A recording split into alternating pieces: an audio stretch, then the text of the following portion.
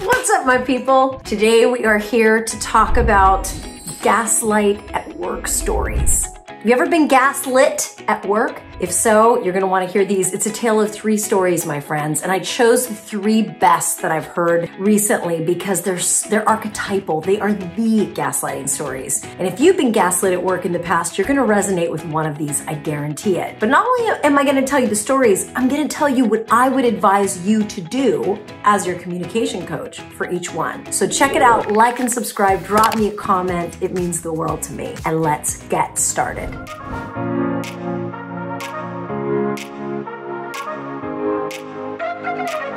So just as a reminder, what is gaslighting? If you're like, I think I'm being gaslit at work, but I'm not sure. Gaslighting is when someone tries to talk you out of your version of reality. If you say you heard something, they'll be like, oh, that's not what I said, even though that's what they said. Or they'll say, you shouldn't be so sensitive. That wasn't that big of a deal. It can come across as straight up lying. Like you said, blah, blah, blah. No, I didn't. These are all versions of gaslighting. And the word gaslighting, the reason it's called that is from a movie from, God, I want to say it was the 40s with Ingrid Bergman called Gaslight, about a man who tries to slowly drive a woman insane by making her question her sanity. And when you think about it in the perspective of work, it happens at work all the time. Look, there are times when some people don't have the communication skills to have an open and direct conversation, so they wield their power in the shadows. They manipulate. They try and break our confidence. They try and get us to question ourselves. This is what gaslighters do. But there's 3 stories I want to tell and advice I want to offer that might be helpful to you in case you're in one of these situations. My first story is from personal experience, something I observed in a work dynamic many years ago that you might sound familiar to you. And that is, someone was performing great, was the golden child, until one day he wasn't. And the powers that be sort of circled him like sharks and tried to bring him down. Instead of just talking to him directly and saying, hey, you know, when you did X, it had Y consequence and it wasn't great. Like, let's get a plan together to make sure that you stay on track. They didn't do any of that. Instead, they started kind of attacking him personally. The worst of the personal attacks is when they would say, yeah, you just don't have what it takes to be successful here. And he would then look at them and say, well, okay, what does it take to be successful here? And they would say, well, you should know that. We shouldn't have to tell you that. And it was this self-perpetuating loop. And no matter how hard he tried, no matter how brightly he shined, the refrain was the same. You just don't have what it takes.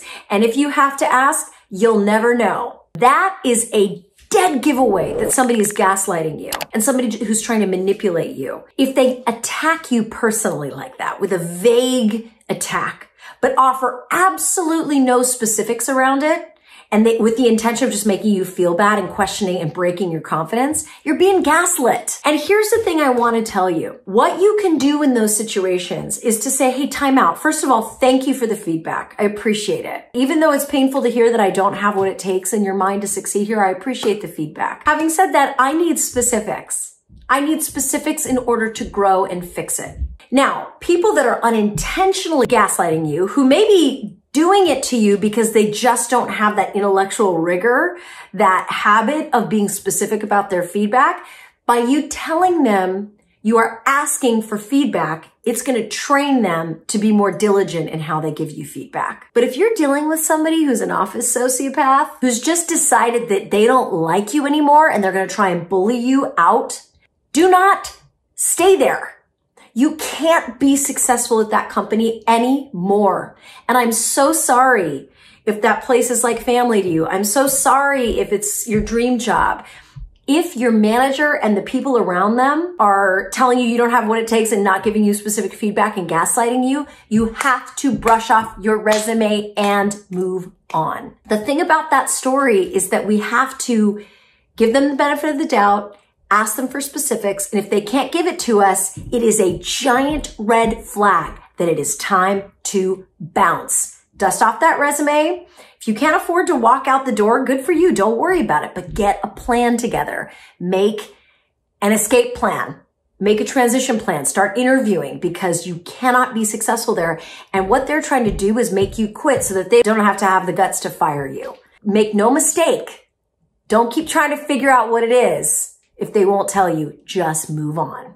Okay, so that's story number one. Story number two, the great resources conversation. I had a subscriber recently ask me for advice on this, and here's his situation. He was dealing with a situation where he was managing, I don't want to be too specific because I don't want to throw anybody under the bus, but he was managing a really complex system. Lots of people underneath him, lots of moving parts, and he was extremely burned out. He was overwhelmed and needed more headcount. He needed more team. He needed more support. And he would go to the powers that be and make a very rational argument as to why there were more resources needed.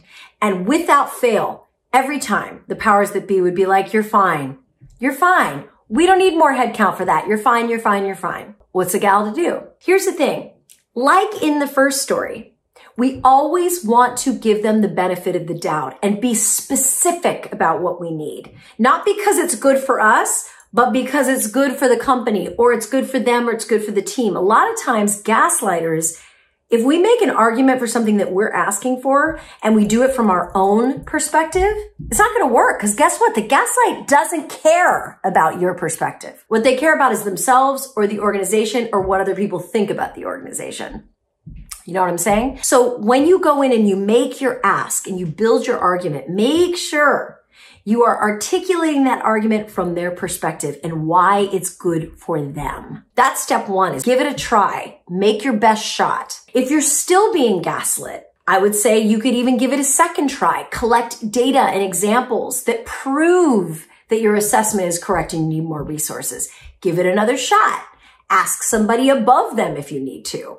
I know that can be a little dicey, so use your discretion. But give it at least 2 shots is what I believe. But if they don't give you the resources, despite your best intentions, despite your best examples, despite your strongest data, despite your strongest argument making from their perspective, they're still not giving you the resources, you gotta dust off that resume. You have made it as far as you can go in that environment. Because if you don't make a move, get into a different department or go to a different company, you're gonna get burned out. And then you'll have nothing to offer anybody because you'll be so burned out. Systems that aren't sustainable, somebody has to cry uncle enough. And if you're watching this and you're not from the US and you're like, what does crying uncle mean? It's a phrase we use to indicate when you've just had enough and you just can't. It's like a safe word, like, I can't, uncle, stop. Until somebody blows the whistle and says this isn't sustainable and draws attention to it, nothing changes. You'll notice there's a little bit of a theme here. If you're being gaslit at work, do your best. Make a rational argument, give them the opportunity to redeem themselves, but at some point, you got to pull the plug, baby. Now, the third story I want to tell you is different from the other two. And we're going to call this story Shouting and More Shouting. Another one of my YouTube subscribers says, what do you do with a boss who is a yeller and is just yelling at everybody? And everybody's so uncomfortable. Nobody is functioning mentally, because when we know this about humans, when heart rates get to a certain level, we lose the capacity to think clearly. And when someone in a position of power is shouting, it causes that experience in a lot of the people in the room. It's just a really pointless strategy to yell at people, in my very personal but yet very professional opinion. But one of my subscribers says, yeah, but what happens if you call a timeout, which is what I recommend for people that are yelling, like, hey, timeout. You know what? Let's all take a deep breath. We're all really passionate about this subject. Let's take a break and come back and we can discuss it rationally. Let's say you say that. Let's say you try and uphold that boundary. And what happens?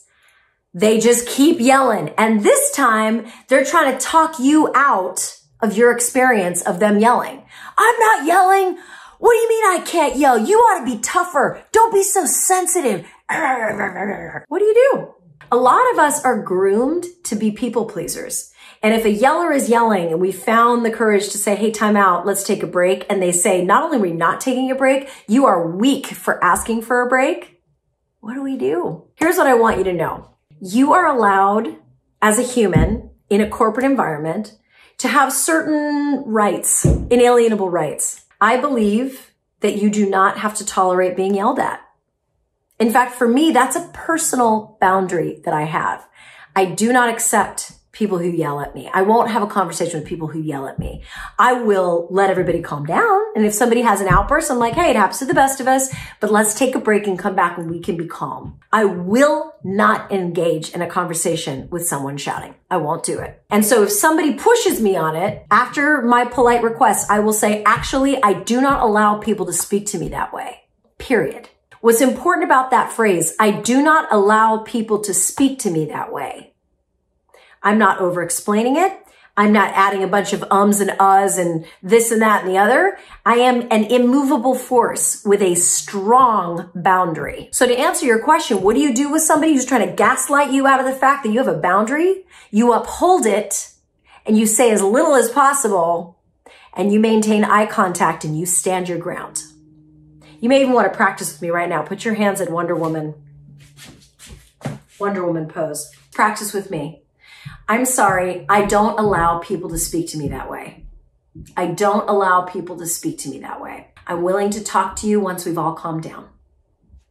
Period. Then you gather up your things and you say, 5 minutes? We meet back here in 5 minutes? Good? You good? Great. Walk out and go to the bathroom. Now that story, I want you to notice what's going on in it. I have a strong no. I then talk about what I am willing to do, which is take a break and come back in 5 minutes. And then I get agreement from the room that we're all coming back in 5 minutes. Why is that such an important detail? Because if you just bounce out the door and all they see is the back of your Pradas, that just seems like a tantrum. That doesn't seem like a high quality boundary.